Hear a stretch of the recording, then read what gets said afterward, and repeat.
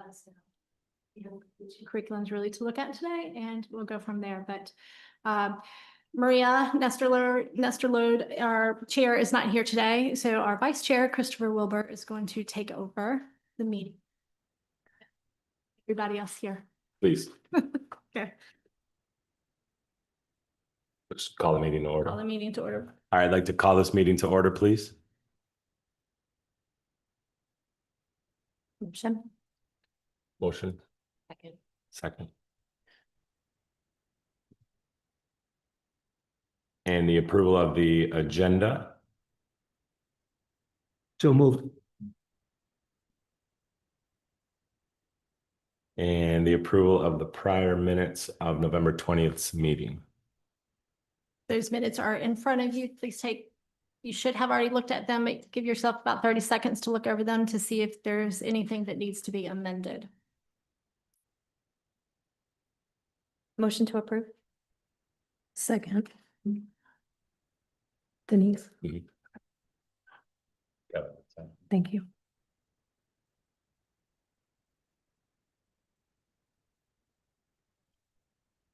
And move on to overview of committee conduct responsibilities.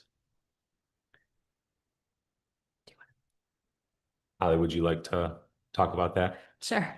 Just a reminder that when we are reviewing curriculum, that we just kind of keep an order as far as who wants to speak. I think Christopher allows you to do that. But I think we're all in good company of respecting each other. And that your sole job today is to give your evaluation, your review of the two curriculums that were tasked to you to do so.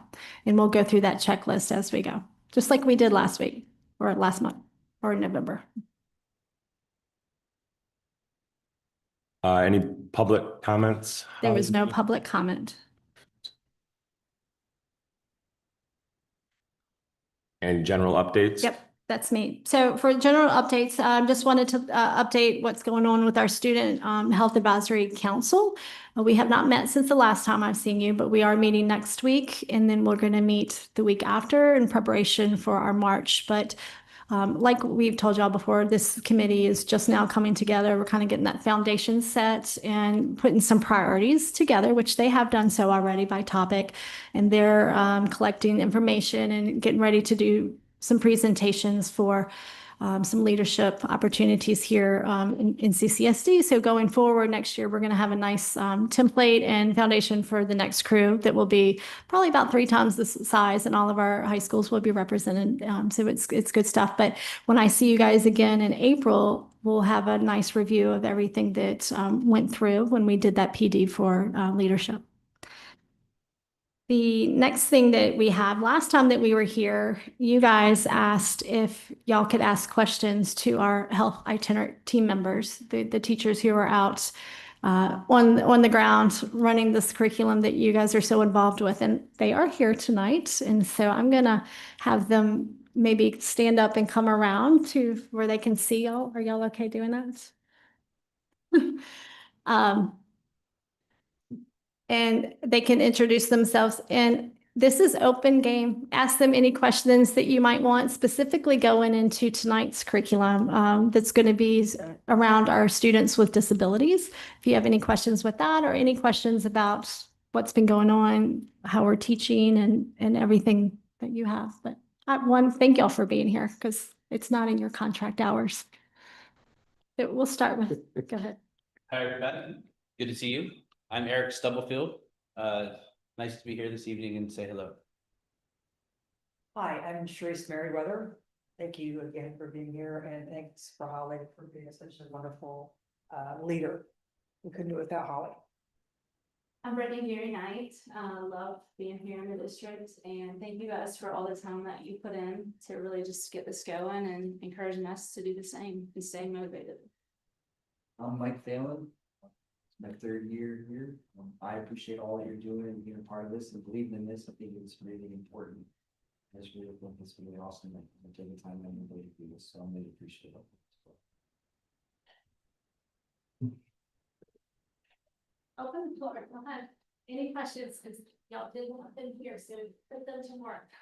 Fire away. Please. You're part of, is this itinerant team? Is that? Explain that for me. I mean, I know what itinerant means, but I don't think that's my interpretation of what you're doing. Somebody, anyhow. For us, the health itinerant team what we are part of is the itinerant part is we go to middle and high schools across the district. We teach this one growth and development unit that you guys are a part of shaping and have input on and have seen and evaluating. We teach that one unit to 6th, 7th, 8th, and then high school. The whole reason for being here is so that this is such an important topic that we want accurate, we want consistent, we want to be sure that we get that information out across our district to all of our students. And we kind of specialize in this to be sure that those things happen. It goes without saying that some of the topics are sometimes uncomfortable or politically sensitive. So we want to be sure that all our ducks in a row, that we're not going outside the lanes of our curriculum. And we want to be sure that we teach all the curriculum that we can.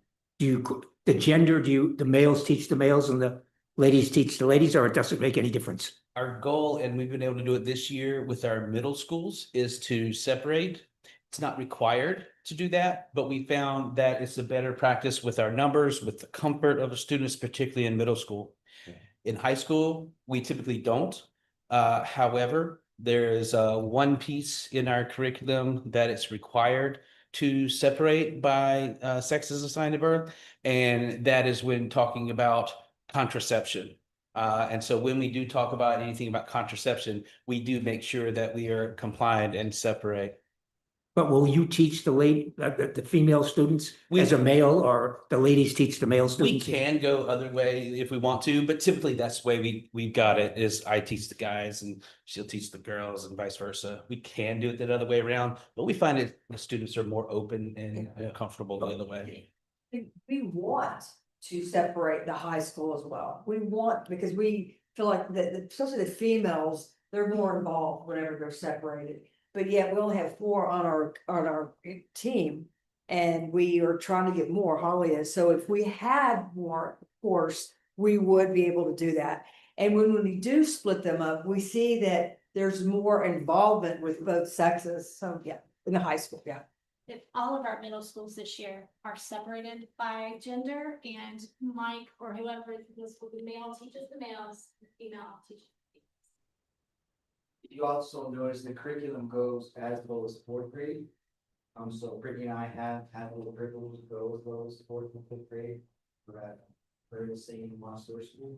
So it doesn't dive in anatomy wise and getting in. It's more like, hey, your body's changing, be on the lookout. Take a shower. But we cannot, again, tackle that or as many schools as we would like, because not have as much staff on the. And you do use visual aids or PowerPoint or Yes. something like that? You have access, if you go to the website, you can see all of them. What they're using? Yep, yep. Oh, And it's public too. Anybody can see that, but there is a presentation that goes with every lesson that is created. They put a lot of time and effort to make sure that they're pretty to look at and keeps the kids engaged. It's not just, we're not handing out worksheets and, having them read from the books. It's interactive, a lot of student discourse and conversation. And that's something that's ever evolving. Every time we have a chance to get back together, debrief, let's talk about what's going on, let's look at our data. That's where we're able to make those improvements and those changes, so that we know going into the next school, or the next time we teach that unit, it's better. We have perfected it. and the parents can opt out 100%. if they so choose. Always, yeah. By state law, they have to be able to have that option. There have been times where a couple of days in, a student has said, this is not for me, and the parent has opted out. That's fine, and that's fine. We have an alternative activities that we work with the host teacher to be sure that they get some continued instruction, just not in that particular unit that they're opting out of. And we've had the opposite. We've had students who've been opted out, and the parents dove into the curriculum and realized, hey, I actually want my kid to be part of this, and they've put them back in the class. We have very very, very low numbers of opting out. Good. I don't remember, I did that calculation, it was like 0.04% of the student population, 0.25%, Correct, yeah. 25%, it is tiny. If But we you- do yeah. make sure that. If you look at it by number, it's for the first semester, it was like 11 students so far. If we take the percentage off, yeah. It's actually very interesting too. I feel, our first year when we did this, we set up a lot of parent nights and there was, I don't know which districts we were at, but we were there, we were set up, we had a booth, we were all ready to go, we were ready to tell the community what we were gonna do and how we were gonna do it. We wanted to be open and it was crickets. There was no parent involved. And, I do feel like there's been a lot more parents actually diving into the letters and actually wanting to see. It's been pretty cool that they actually want to know and dive in and looking at it, so I think it is really important. It was brought up last year and something for me that I find really important, so like you asked itinerant, so we go as far down as Grand Mountain Hollywood and as far and work with the same team and as far out as Ashland Foster. We're not diverse. Yeah, we're male and female, but we're not diverse, and I would agree with that. But the one thing that I thought about pondered a lot about was the one thing that had no race, right? Or no socioeconomic status was the questions. The questions are the same. Everywhere you go, the questions are the same, right? And they are not extravagant, out of the park questions. They are the same questions everywhere you go, the most basic of basic, which I find very interesting. It's very interesting. You mean questions from the students? Questions from the students, so. If I were to do my, and I don't wanna like assume or anything, but. Parent conversations now, and that's what we do, we want parent conversations, if you look at the curriculum, there's a parent playbook in there. That we want the child, or when the child goes home. The parent has the parent conversation, what did you learn today? What do you think about that? We want the trusted adult, and that's our message, the trusted adult, that is your go-to. That is your go-to, what you're learning here and the information that you're getting, it's your family unit, you know what's best for your child. Right, we're just giving facts, the facts within our parameters, state law, these, your family decision, what's best for your family. Go from there. I'm just piggybacking off what he said, and so when we say the students ask questions, so you're two ways, they can ask questions, they can raise their hand, right? We also we provide a safe space for the kids too, because some are really shy, they have questions, but they're too scared to ask, so we have a anonymous question box at the very end. And they can ask any question they want, and if they don't have a question, we give them a question, okay? And so everybody has to put something on, so we answer those questions the next day anonymously to the class, so that's part of what he's saying too, that they ask a question. And one of the nice things about the questions is the way that they have the kids ask the question. They have every kid ask a question, whether it's what's your favorite pizza, what's something you're doing this weekend, or what's a question you still have about today. That way, no one's like singled out for putting a question in the box. Everybody has to put a question in the box. And then they have the ability going, when the class is over, let's look at all the questions, the specific ones to the class, and put themes together. And that's what allows us to be like, okay, we didn't touch all these questions. We need to go back and change their curriculum because they're asking, and it wasn't part of the lesson. And so that's how we get some of that feedback from the kids outside of our data to really guide us of what the need is of the students that we're serving at that school. I have a question. So of the materials that we have approved thus far, do Seeing you guys feel like. you would like access to more resources? Do you feel like, because when you're talking about the questions, do you feel like the visuals, do you feel like the scripts, everything fits for the most part, the folks that you're seeing, the students that you're seeing? Sources you're asked, the better, doesn't mean that we have to use every piece of information in that source. It means that we have that ability to have it and pull from it. And so it's not that we don't have enough. Of course, what we have is great, and we love that.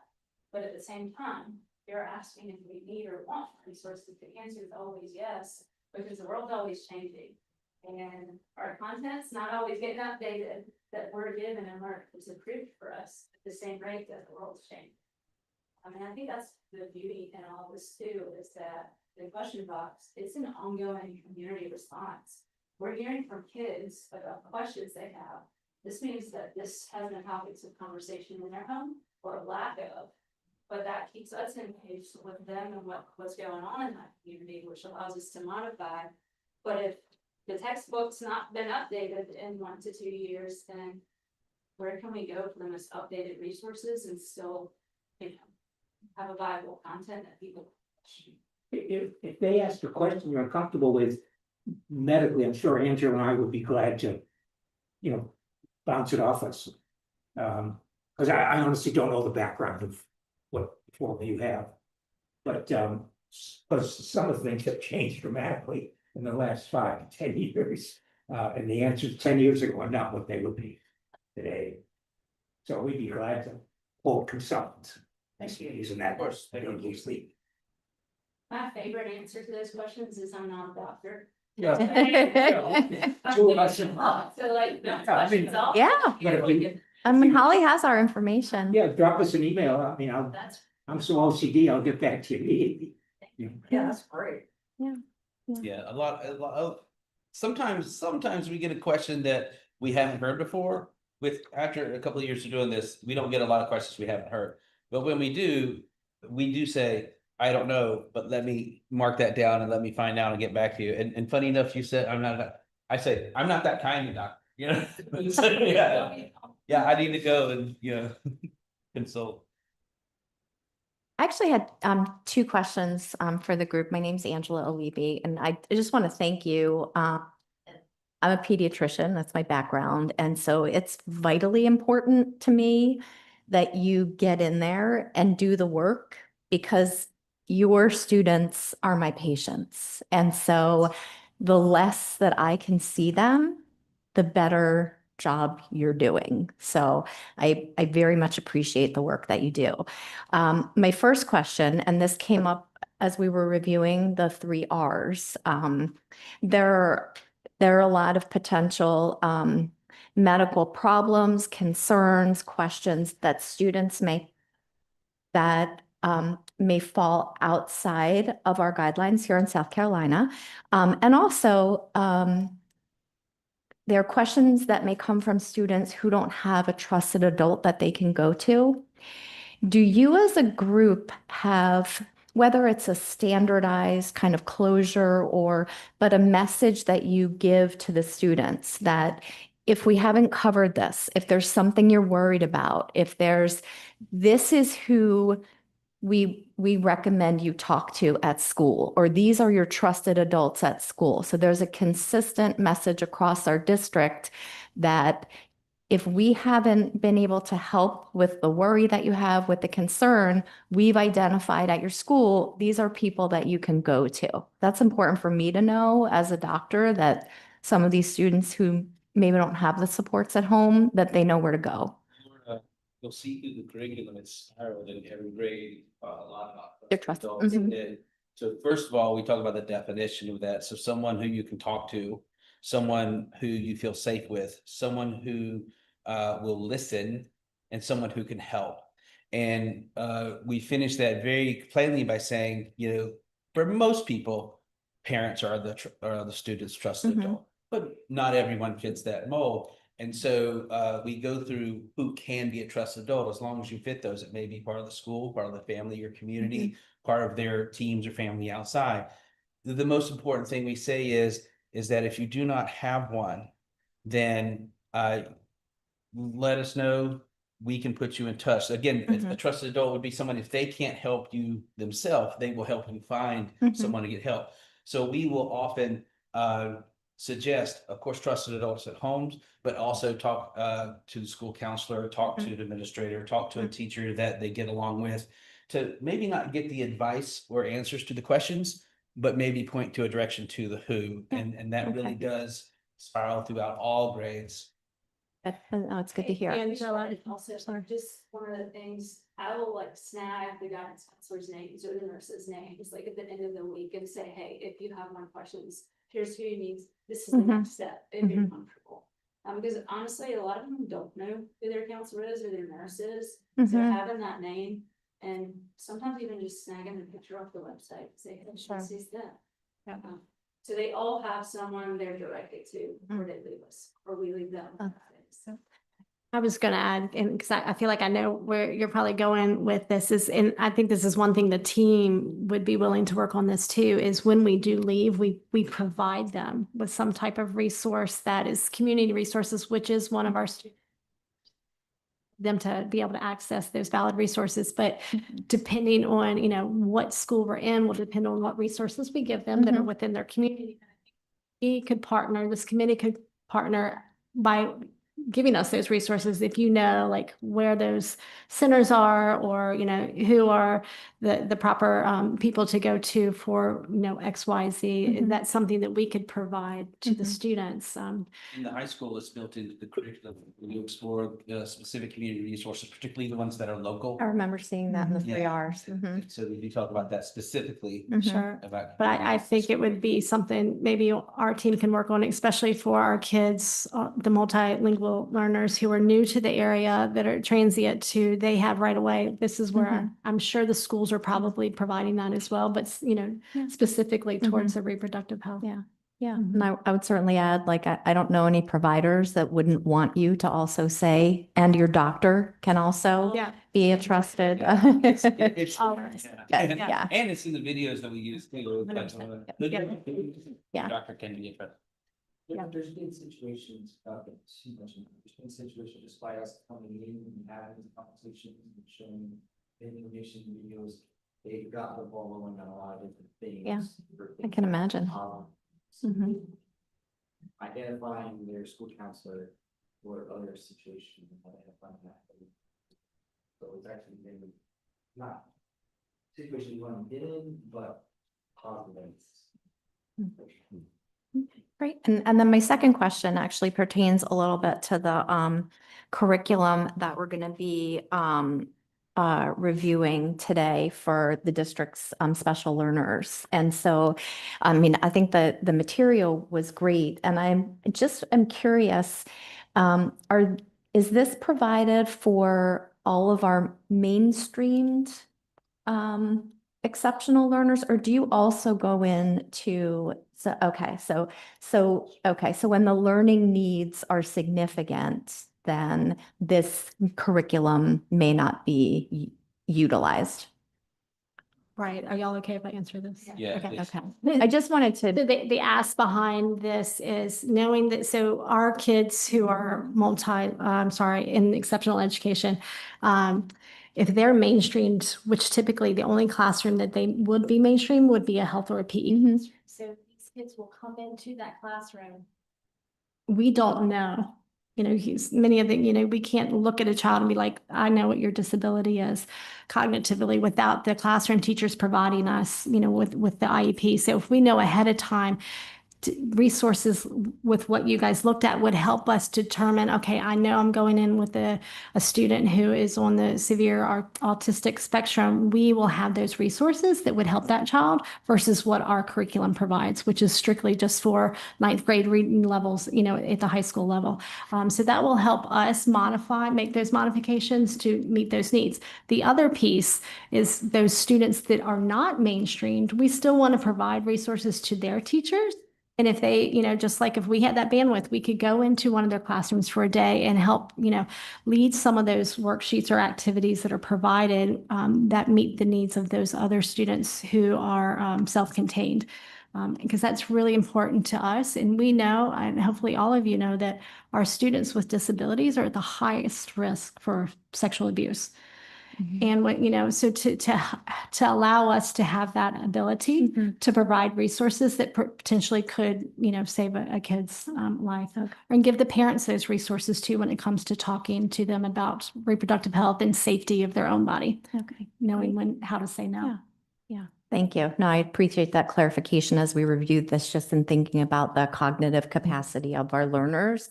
But it's also good to know for the students who are not mainstreamed that their teachers can access the same material to provide it. It's just Right. the 4 of you are not going in to provide that information. And with resources, we wouldn't go in just, okay, this is what we're doing. Obviously, this would be a collaboration with our exceptional education departments because they will know better than we will know, but we'll have those resources to where we can go through that with them. Thank you. One of the biggest pushes that we're working on, seeing in our population is with, initially, it's one big push that we have been working on for a while, so. Mike and Brittany at the middle school level have kind of piloted a new way of teaching our students who speak zero English and have been providing them the same curriculum, but through a form that helps translate so that they can go along with the class at the same time. And I think it's been pretty successful. Zucker Middle School is really where we kind of started it. And so that's one of the things every time they get to teach in a school that has a high population of MLs, we just keep perfecting that work as well. Yeah. Can you explain which kind of circumstances or concerns might lead a student to opt out from the curriculum? There are multiple reasons Yeah. why a parent might wish to opt out. From the parent is the one who can opt out, and it might be the student talking to the parent, say, I just don't want to do it, and the parent says yes or no. So that does happen sometimes. Also, there was. It could be religious, Well, that's right. their own values, or they, I have parents who say they're opting out because they don't feel like their child is mentally ready or age ready for it. And typically that we see that in sixth grade. Yep. And so they're like, we're going to wait until seventh grade or eighth or maybe high school before they get the curriculum. And a lot of the time they just want to. I've had parents who opt out, but they're like, we're going to take your curriculum and we're going to have these conversations at home first. You know, it's just a comfort level of the parent. Everybody comes from a different background, but the opt out, you know, it is low, but those who are typically do provide a reason. And it's usually, you know, just the kid's not ready or the parent might not be ready for those conversations, or it's a religious, you know, reason where they want to make sure that the values are the same. Based on. And when you guys mentioned that you encourage the student to reach out to a trusted adult, do you encourage first to go to the parent or a trusted adult? Like, or do you guys just say trusted adult? The students define who their trusted adults are. It's not always the parent. Our children go home to families that may not look like ours, you know, no matter how we see what a family unit should be, the reality is they live their family unit. And so being able to define, hey, this is what it looks like. And of course, we're going to naturally say, we would hope that that's mom and dad. And I can't tell you how many times I hear, you know, just in conversation, we always say, before you do anything, please ask your parents or your grandparents, whoever your The adult that's at home. is at your house and what that looks like. And we also have them identify that. And we kind of walk around and look, who's your trusted adult at school? Who's your trusted adult at home? Because if we just naturally say mom and dad, then we've already excluded a variety of kids from what a trusted adult is. Gotcha. But it is parent and trusted adult. You know, and we get, that's why we define trusted adults. Yeah, in addition to. Okay. In case they need. And Also brought up the thing, we were also talking to parents of the curriculum that's going to, what I'm saying, right, you have parents in the school district that the curriculum through. I have one. Actually, my one son, he's a sixth grader, and the one school the health teacher was absolutely amazing. But he did come to me, he's like, oh, you can travel around, you're probably gonna teach me, and I was like, I definitely will take them off. Like, it's your first year in middle school, you might just want to know. So, no, I was like, I'm sure this cut would let me, but I do. And then he went in the first day, she taught it, and they said, you were right, I think that was a good idea. But we're invested not only as educators, but we're invested as parents as well. It's Right. to us. I understand our values aren't every parent's homes, but we are very invested in this. So we do it for us as well. thank you. It's nice, like between the three of us, we have a child, all middle school grades, and then I have one in high school that's going through the curriculum right now as we speak. So to be able to hear it from our kids, She's what we've built. Yeah, she's taught a couple of mine. Amber's taught a couple of mine. And I got one that's gonna get taught, and she's like, I want you to be my teacher. I'm like. No, you don't. I don't know if you do or not. The thing is though, but, do you think that my kids ask me questions about this kind of stuff? They don't. Why? Mom. Why? And she's like, go talk to dad. And so no matter who that kid is, you never know who they're going to want to get that information from. And so we press to the parents, but also trust the adult. Now, hopefully that trusted adult also kind of steer to the parental. To the parental, Yeah. right, that's the goal. As a prize. The goal. Right. Another question, could you please clarify whether abstinence is addressed in the curriculum? Abstinence? Yes. I mean, multiple ways, particularly when talking about prevention of STIs or STDs. That's where we first kind of bring it in. We stress it so much that it's actually on our pre-assessment, post-assessment, that the best way to prevent an STI or STD is not to engage, which is abstinence. And then as you get to the high school, we also talk, or 8th grade high school, talk about unexpected or unintended pregnancy. Same thing. What is the best way? Why? Because there's always a risk unless you're abstinent. So those are the two parts that it comes up with. One is the contraception, pregnancy, things like that, and the other one is the STIs. STIs for everybody, and then the contraception is only in our curriculum right now in high school. So that's. Yep. We stress that. Why is this the best option? Right. And within those, the students do make the correlations of being abstinence from sexual activity to the benefits of their mental health, their physical health, the stress that comes along, with engaging, before marriage, for adulthood. And so all of that, they get to come up with those, we let them come up with those answers. Relevant. Also, the stress, you don't have to explain to anyone why you choose to be abstinent. This conversation stops there. Right. There may be lots of these positives that are reasons, but you don't have to give a reason why. It's kind of you choose it. Good. Right. There's different platforms, let them engage, we tell them, we have a video on it, so they see it all types of platforms. Lots of Great. aspects. Great, great. Okay, well, I'm going to have to cut everybody off because we're 4 minutes past their time and we have a lot of work to do. Otherwise, we're going to be here too long. But if you do have more questions, write them down and we can answer. I can have them email them to the group, or we can invite them back in April. Thank you all. Yeah. Thank you very much. Yeah.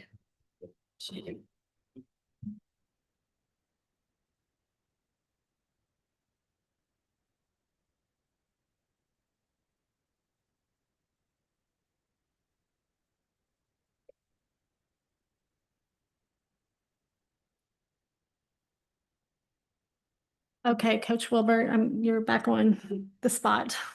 We'll go through the curriculum review discussion for the Healthy Bodies, Boys and Girls with Disabilities and Sexual Education for People with Disabilities.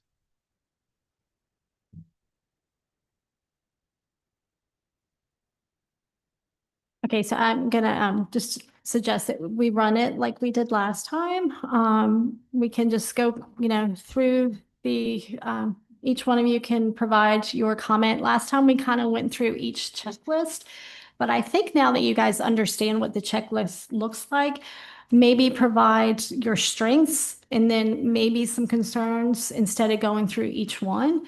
And then, we can have a final discussion at the end. But that's completely up to you guys.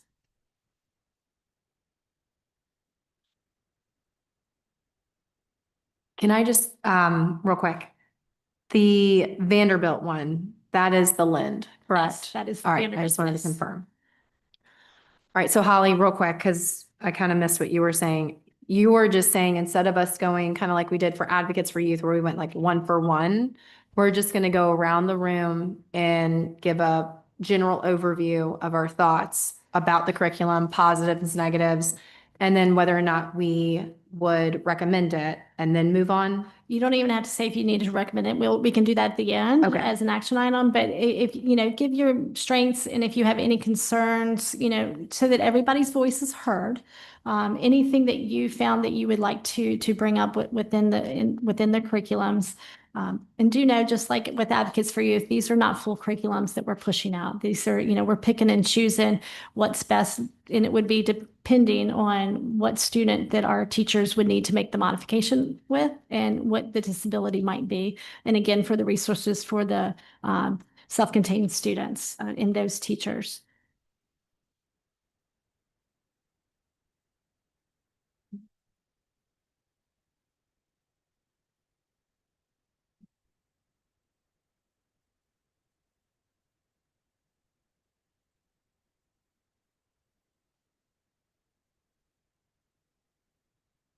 And I will be collecting your reviews if there is a vote that takes place, and it does. If there is no vote, I won't collect anything. But if we do have an action item and something goes through, I will collect all of your evaluation reviews.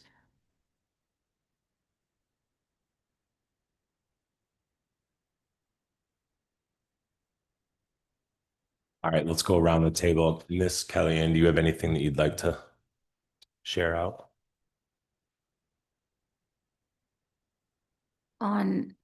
Are we starting with, Vanderbilt. Vanderbilt. but are we Lynn- starting with the healthy the, bodies.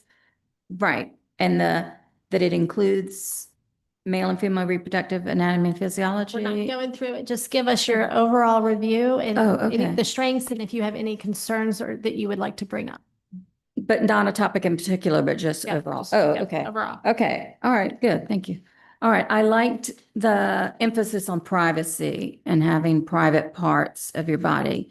I like the encouraging instructors to use visual aids. Words like age of consent, an emphasis on using protection, role playing, generalizing the new knowledge across the settings, new settings as they move through that curriculum. For weaknesses, I didn't see any mention specifically about, you know, marriage, parenting, that topic. I think that's all I want to have to remark on that.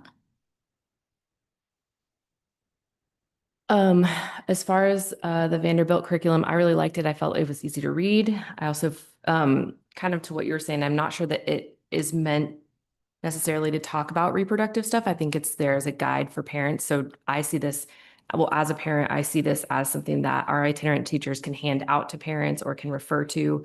I personally like that they talked about, for the boys' side, they talked about emotions, and then they also talked about emotions and moodiness for girls as well. But I appreciated that, and I appreciated the messages on consent and just public appropriateness of how to handle our bodies.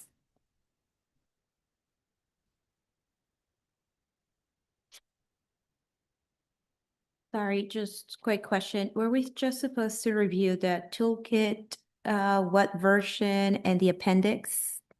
Yes, Correct? Those two. for the Okay. boys and for the girls. Oh, for boys. Yep. It's okay. I like how he taught like public and private behavior. I think that was a really good thing. I like their overall. My only concern, I did not see on those 2 points any abstinence teaching. Maybe I missed it. But I didn't see much of like a moral framework. And that's all my thoughts.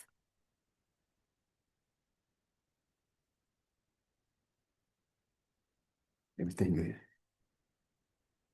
Okay. So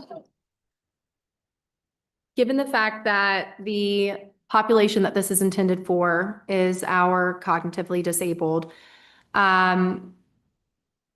I do feel like it is age and developmentally appropriate. There are definitely some things that are missing, including internal male genitalia, female genitalia. When it did come to reproduction, it was very brief, incomplete information when it came to the menstrual cycle. However, again, with that being said, I do feel that it was developmentally appropriate for this population. There were some instances where the information did not align with the Comprehensive Health Education Act, and so that information would need to be excluded, including there was a chapter all about gender, sex, and sexuality that pretty much would need to go by the wayside.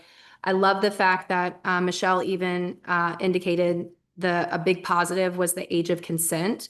I felt that was very well written. It was very well explained, and it also felt very developmentally and age appropriate, given the fact that autistic people and people with another developmental disabilities, are at a higher risk of experiencing sexual abuse than people without a disability. So I think it's really important that we understand, what is consent and what is not. And so I thought that this program did a really amazing job explaining consent and allowing, like Kelly Ann mentioned too, the opportunities for role play with that.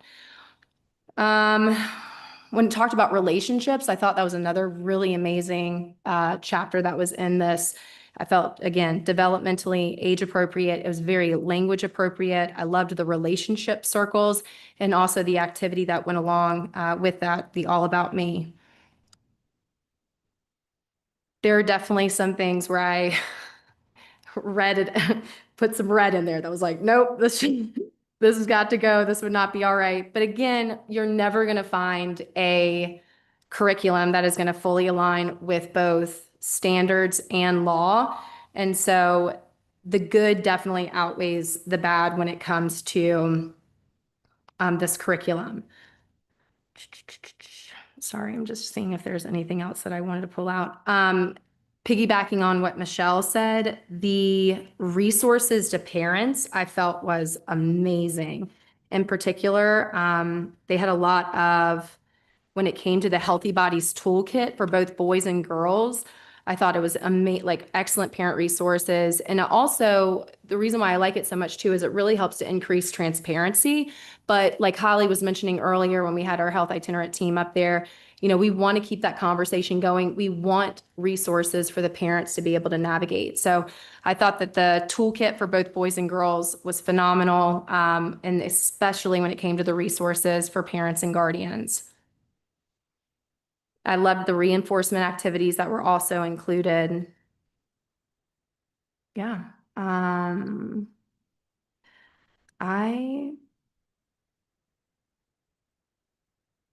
did like the guide for supporting the toolkit also had some really great training resources for teachers. And I think, Michelle, you had brought that up too.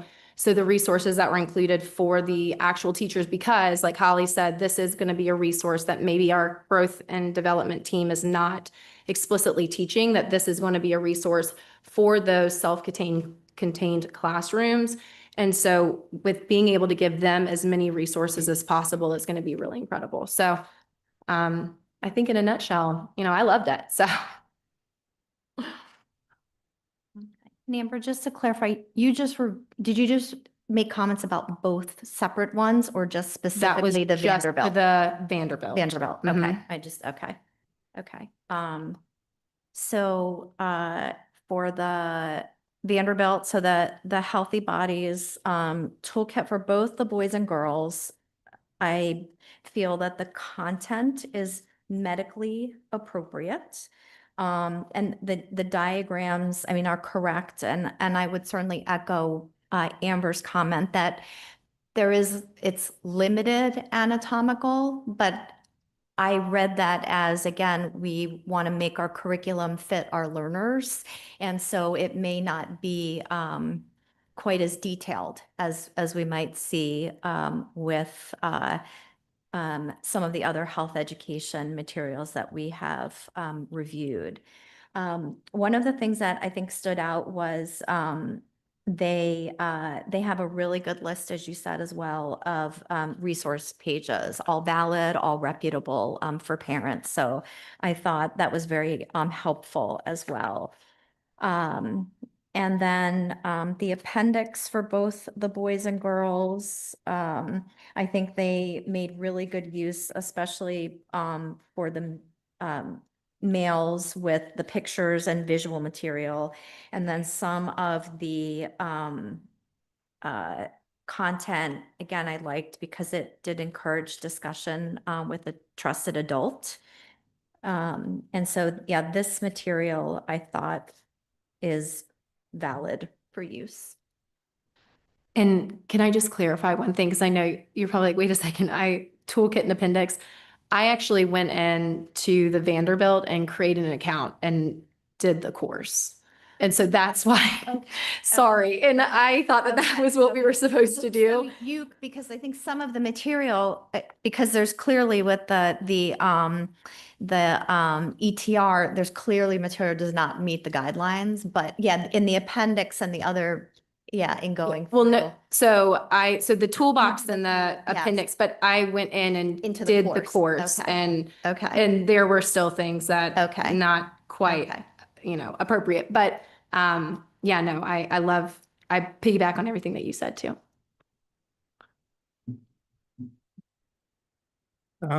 Within the constraints of the state guidelines, I think it's appropriate.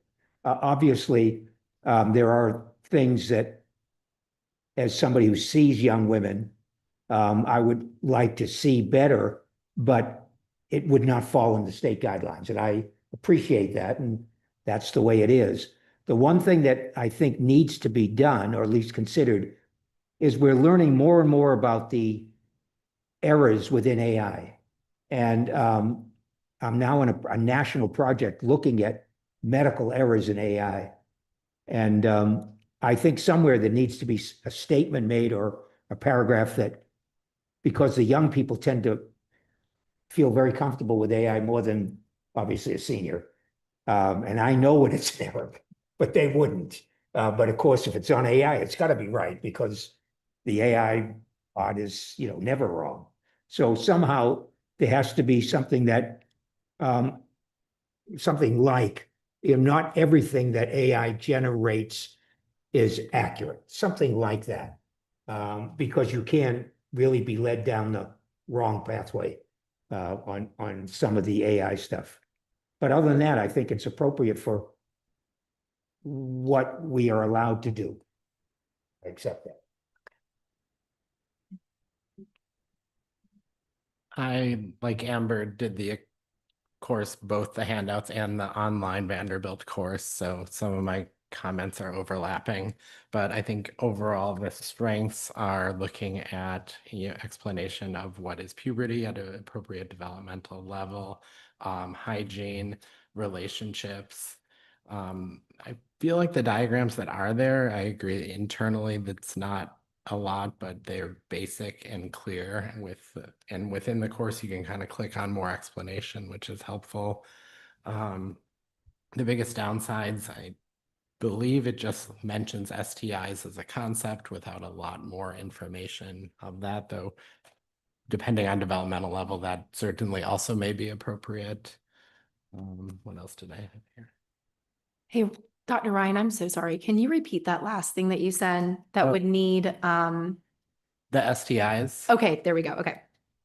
And then I like how I talked about relationships and different types of relationships. Amber, you mentioned the circles. And then in the online course, there is not a lot, but there is mention of same gender relationships and other things that would need to be struck for the South Carolina.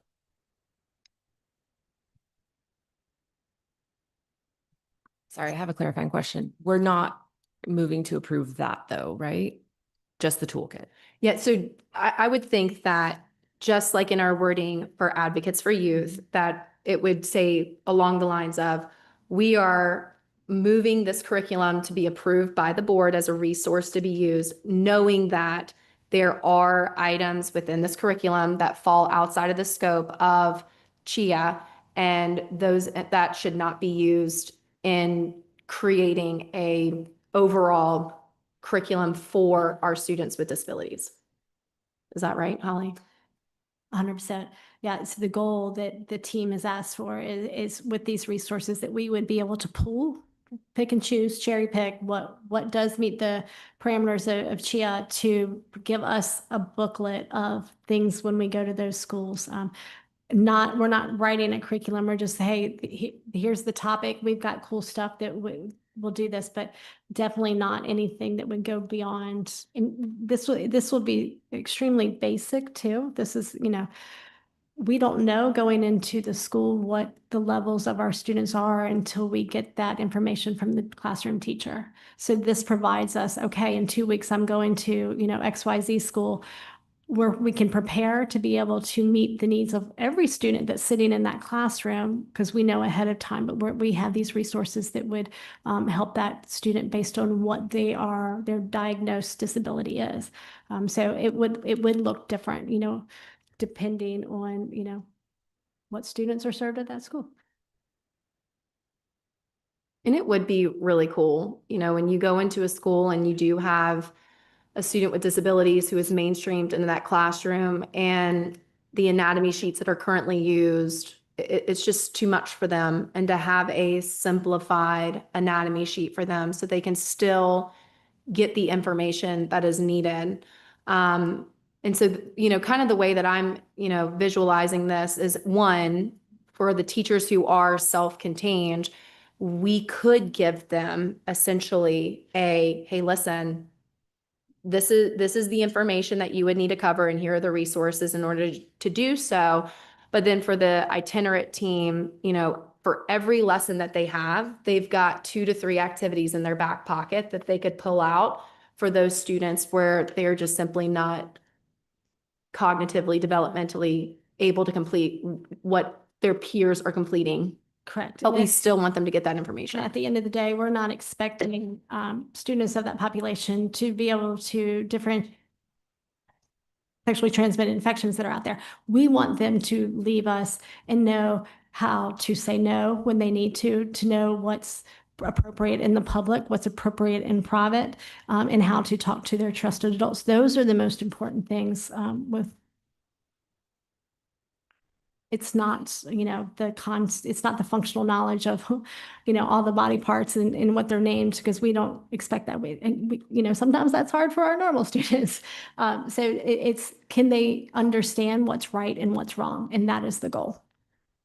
And I think what's really great about this curriculum is the verbiage.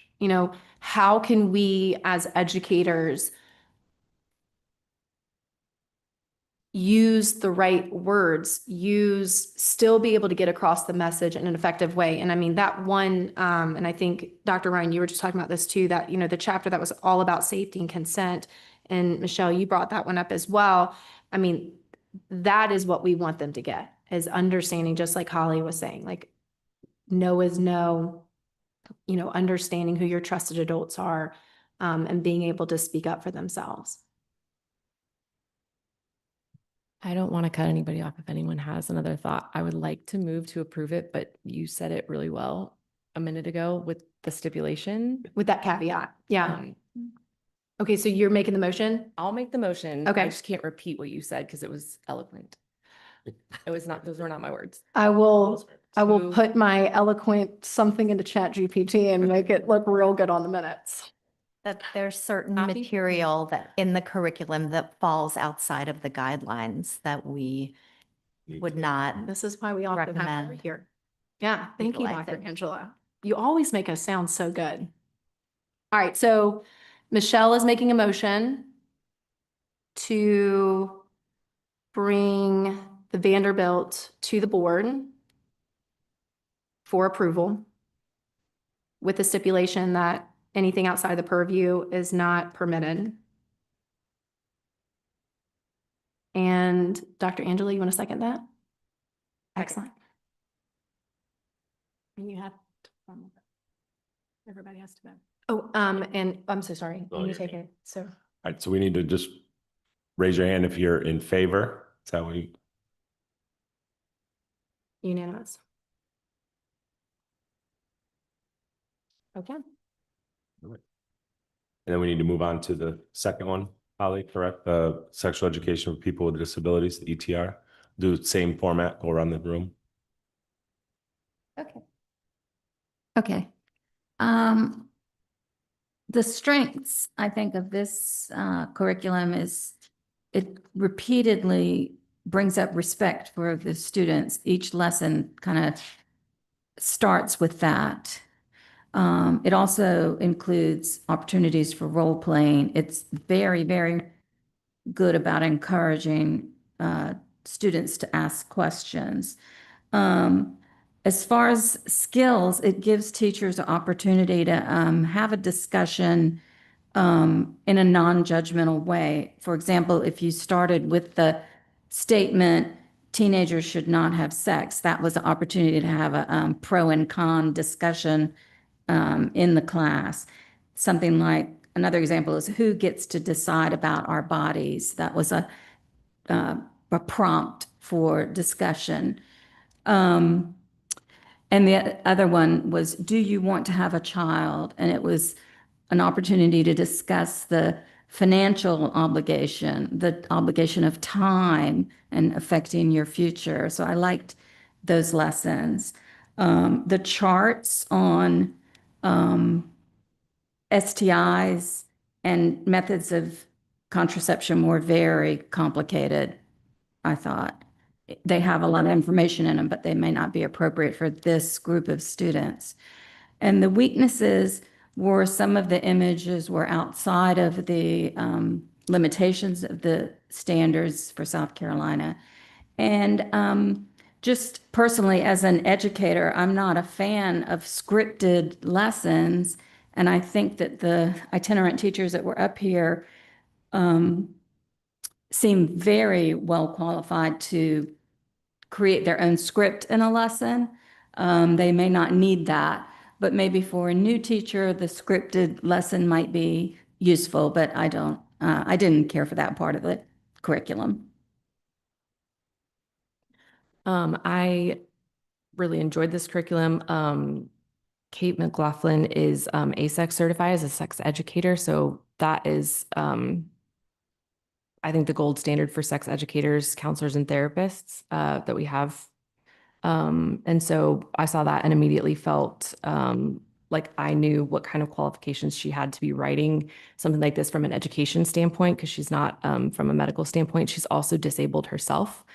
So as a mom who has two kids that are identified on IEPs, obviously I feel like they're represented really well in that, and I appreciate that.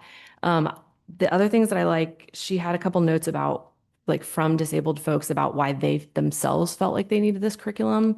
Again, I like hearing those voices. I felt like, and again, I'm looking at this kind of more as a parent than anything else, but I felt like the images were representative. I really appreciated that. And then they're super random, but one of the, not manuals, one of the things they had were for cancer screenings. And I actually felt like that was super helpful. They had breast cancer and testicular cancer. I know that those things would not probably fall within the curriculum, but I just appreciated that that was, oh, they do. I just felt like I appreciate that from a, personal history standpoint. I think that that's super helpful. So really not a lot of negative notes, but wanted to share that. What I like about the curriculum is like it teaches consent and how to recognize abuse, the healthy and unhealthy relationships, how to recognize that, boundaries as well. So I really think those were strengths. My concerns were more like, again, it does not promote abstinence, and it strongly affirms LGBTQ identities and gender identity topics. Again, it's strong. I mean, strongly, and I missed the last sentence. Affirms LGBTQ identities and gender identity.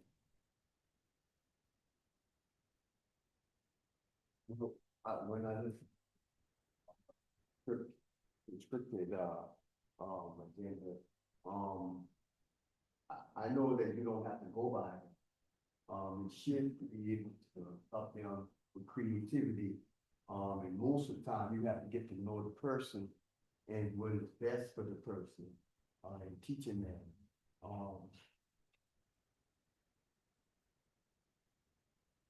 Because when it's conscripted, and we enforce that, then we put out our ideas on other people, but just giving them information and then let them internalize that. And so many times that, I think that's when we as humans, we go off the page, because I might think of something totally different from this person. You see, and then it's easy for me to become biased and put my preference. It happens so easily in life, you see, but always looking for what is best for the person. Then you have to let that person make their own decision. That's not. That's health related skills. That's skills-based teaching right there. Well, and not only that, but you know, and yeah, I hear what you're saying. When you care about people, Mhm. then you always put the information out there that is best for people, because everybody have to make their own decision. But you furnish that decisions to them and let them be comfortable enough to say, well, I have to make this decision without any, pressure. That's what God does. That's what God does. And so many times we as human beings, I hate to say it, that in our society, many times people want to live for other people. And in a subtle way, we impress other people to be like me or to think like me, and we're individuals. Thank you. Okay. Okay. Thank you for that. I really appreciate that. Okay. Felt that the curriculum was lacking in fetal development and childbirth. I'll piggyback on what Kellyanne said, too, that the anatomy images are poor, but then again, I just put in here, supplement with anatomy images from something like Kids Health. The STI lesson was very comprehensive in this curriculum, especially versus comparing that to the Vanderbilt. As Denise indicated, abstinence is not stressed and promoted. However, I do like the opportunities that are provided for students to practice role play and to practice modeling refusal skills. I thought that that was really important. I will say I loved the diversity of gender, ethnicity that was represented throughout. And not only was gender and ethnicity, sex represented, diversity was also. So I love the fact that the pictures represented them. I have a concern that there was not explicit instruction and promotion of abstinence. I loved the activities that were provided throughout this curriculum. I felt they did a really amazing job allowing students to apply, reinforce, and to practice the skills that were being presented.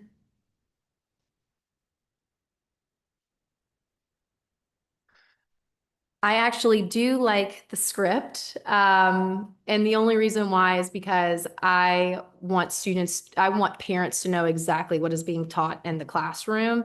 And so having that script, now, obviously, I'm not going to be standing in front of a class and let me make sure I read from my script, but I want I want parents and guardians to know exactly what is being taught in the classroom, or at least what is the intended target. And so I do really like a scripted lesson plan, especially when it comes to growth and development, because I do not want any gray areas. I want it to be as explicit and clear as possible. And I just basically went through and highlighted what needed to be removed because it was outside of the scope of CHIA. And, but I feel a lot more green than red. So it's good stuff. There we go. All right, so a few highlights of this curriculum. First, I think that it, as just one curriculum, it highlights and meets many of the content requirements that we have, which I think is great. That in the brief, it's not such a long curriculum. It does touch on many of the content requirements, with the exception of abstinence, which has already been discussed. I think that the variety of small group learning activities were fantastic. I mean, I'm not an educator, so I review medical curriculum, not always educational. And the options provided for educators, I think, are great. There are many varied options to meet the student needs. So I think that's one of the highlights. I do like that. I think that it meets the learners' needs. It's taught to a diverse learning needs relative to maybe the 3 R's curriculum. So you can see that it's at a more basic level for some of our diverse learners. And then I think the exceptions or the things that would need to be revised, there are 4 specific lessons that contain gender identity and relationships that fall outside of our guidelines. And there were 1 or 2 diagrams that may also not meet the guidelines as well. So those are things that we'd recommend approving with exception. Did you by chance indicate what chapters you felt were outside? Because I had put in 2, 8, 13, 17. so 2.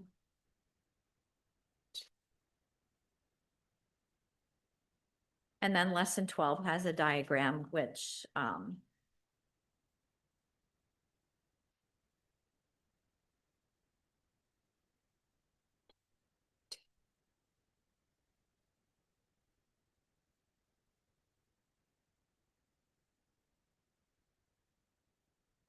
I also put 16. okay. Sexual feelings, attraction, and acts. Did you bite? I may have Okay. that may have been one that I overlooked. Did anyone indicate specific chapters that, like maybe the whole chapter? No, okay. Right, page numbers. Okay. Sorry. Okay.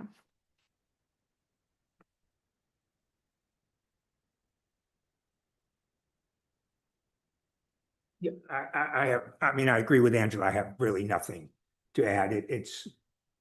There are some things that fall outside the guidelines, which you have to live with whatever it is the guidelines are.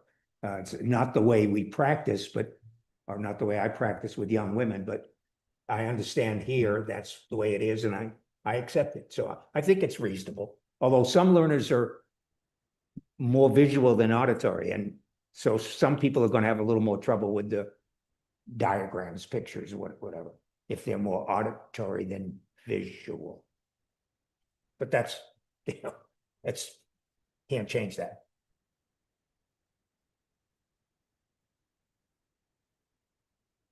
I echo a lot of what others have said. I feel the biggest strength is the discussion of relationships.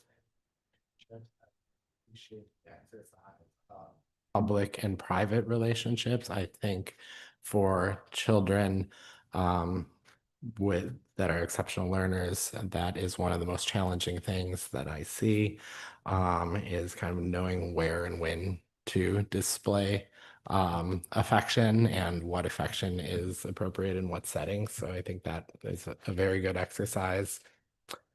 I agree with others. I didn't think the diagrams that were the kind of pencil drawings were very helpful. I think there are better options for that.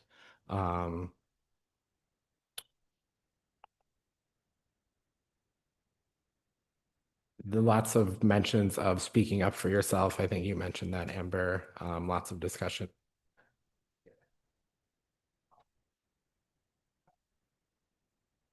Part of this.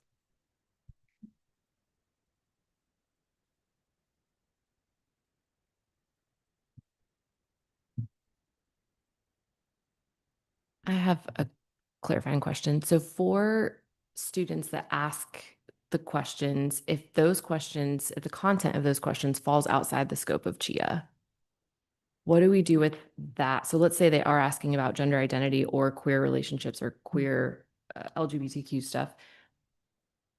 Do we simply not answer that? Do we say, we're so sorry, we can't answer those? Or are we able to use, I don't think we would be able to use this curriculum to dispense. We wouldn't use anything to dispense or provide information, but legally we can answer those questions because we have to follow within the CHIA. Also, it asks us to be inclusive of all of our students. And that is one of the clauses that's found hidden behind everything as disregard to it was the 59, 30, 32, when it came to talking about lifestyles outside of heterosexuality, except in the context of STDs. So if you go to the bottom of that, it says that all employees, anybody at that school district has to disregard that clause and also be inclusive of all of our students. So that does provide us that opportunity if those questions come up. It's not in our curriculums, but if a student does have a question and the teacher feels that it's appropriate enough, it may or may not be answered. Otherwise, it might just be, hey, that's a really good question. See me after class, because I've got a good answer for you, and just leave it at that. That way that, it doesn't cause any issues or have any other child in the class maybe interpret something that maybe shouldn't, or feel like that was part of the lesson or anything like that. But our teachers are very well trained to handle types of questions like that and know when the best way or when to answer those questions. Yep. Individually. Mhm. But you'd be surprised, the way that our curriculum is presented, it is inclusive of all of our students, and we don't always get a lot of those questions when it comes to the LGBT community or gender identity. It just doesn't come up because the way it's presented is this material is for you and whoever you are. And so it kind of, they don't ask those questions. Even in scenarios, because Yeah. everything is gender neutral. And so when they're reading scenarios and it has to do with a relationship, they are putting in who they think is in the relationship. Yeah. So I guess when the teachers are getting these questions, they don't have to necessarily refer specifically back to the curriculum, or maybe they get the questions and they're looking at the curriculum to answer it that way, right? Mhm. Okay. So I guess that's my question is, if we strike out some of the things that are not CHIA approved, does this give itinerant teachers more resources to be able to answer those questions if they're asked? They're not going to present the material. Potentially, maybe, yeah. I mean, but it would never be part of something that we would hand Right. out or put in anything that, hey, this is, Right. something that we're going to give out. But we have, our teachers have all been trained anyhow on all of that outside of just materials that we need. So the proper way to handle questions that come across when it is outside of the parameters of our curriculum. Okay. So just in anyone's opinion or thought, is it better for us to, so our itinerant team is responsible for knowing CHIA. They're supposed to know what they can teach and what they can't teach. But what we were talking about earlier was if we provide more resources for them, like you'll always have resources. So we know as a team, they're not going to teach those things. They're not going to present them. Never. Right? Just like the same that we, just with Advocates for Youth. Like you can go to their website and you've got, anybody can, you can see everything. But when we're gathering and cherry picking resources, it's meant to stay within our Comprehensive Health Act. And we, what fits best, our team can read and be like, yeah, that activity is not going to work. Even if it does fit in, it depends what we're doing. But to be able to have the opportunity to be like, oh, I can take this diagram from that curriculum and we can take that activity, match them together because we are allowed to cherry pick, then we can create the best activity that there is for those students that we're serving at that time. Then we go into the next school, we can change it up. If it's a child who needs more visuals, then, we'll know going in that we have access to visuals that would be appropriate for him. But as of right now, we don't have anything that meets the needs of our students who fall within cognitive disabilities. And I would probably say that, the resource teachers probably don't either. This is not a subject, and if we look at the law, it has to be taught within reproductive health education. You can't teach this unit outside of that, and it has to be by that certified teacher. So right now, we're not serving that population of kids. And that is where my heart is. And I hope my team's heart is right there. And we know that they need resources. And, you know, we might come across another resource, but when we did the research, like what curriculums are out there, there's not many. And these are two that we found to be the most robust, and that we had people and understood who have been using them before and had their contact. And the lend came from, you know, one of our head nurses over at Stahl High School. Like, she was part of this program at Vanderbilt, and, you know, it's her passion too. And so that, you know, the PowerPoint, you guys have seen that, it's in our files. And so working in collaboration with her, you know, has really, you know, helped as far as get to where we are. Our committee last year started this. Ryan was part of it. So, you know, we're finally at the point where, you know, okay, what can we do? Yeah, sorry, I was just asking Oh, for a sorry. question, I'm just- like, is it, if the teachers are asked the questions, is it more helpful for them if we approve this like across the board, or do we need to make a motion that is like, well, let's strike this stuff because then they can't use the stuff we strike? Because we know we're not they're not teaching it. I would keep it in the same parameters that we Okay. have for Advocates for Youth, because regardless if we can't use it, we still have access to it. The teachers can read it. And they would, you know, I mean, there's resources all outside. Like I said, we have that training, so we're capable of answering those questions, but we're providing curriculum pieces in the context of any of gender identity, of anything like that. So I just want to, you know, when I was going through these, like, this is exactly how I did with like Advocates for Youth. When I was trying to find lessons and activities and the information to put together for, you know, to teach for growth and development. I mean, this is exactly what I did. And of course, I came through stuff where I'd be like, and whoop, red, nope, got to move on, you know, but again, I saw it. And there were also times where I came across something where I was like, well, this in its current format is not something that we can use. However, totally sparks an idea. We can modify it, we can change it so that it does fit the parameters and turn it into an amazing activity that is, you know, skills-based and allows kids to apply, you know, those needed skills in a realistic, applicable opportunity. So, yeah, I would say that the wording needs to be exactly the same as the Vanderbilt was, you know, just obviously there's information in here that is outside the scope of CHIA. But we definitely, I mean, I say, yeah, let's bring it to the board for approval. I thought it was an incredible curriculum. I'm motioning, I'm doing it. All right. All right, let's vote, please. Raise your hand if you approve. Unanimous, correct? Oh, okay. You have to ask not And approve. Kelly, Yes, yeah, okay. Yes. Ask not approve. Ask not approved, sorry. Anybody abstain? Did anyone abstain? Okay. So 1 nay. 1 nay, yes.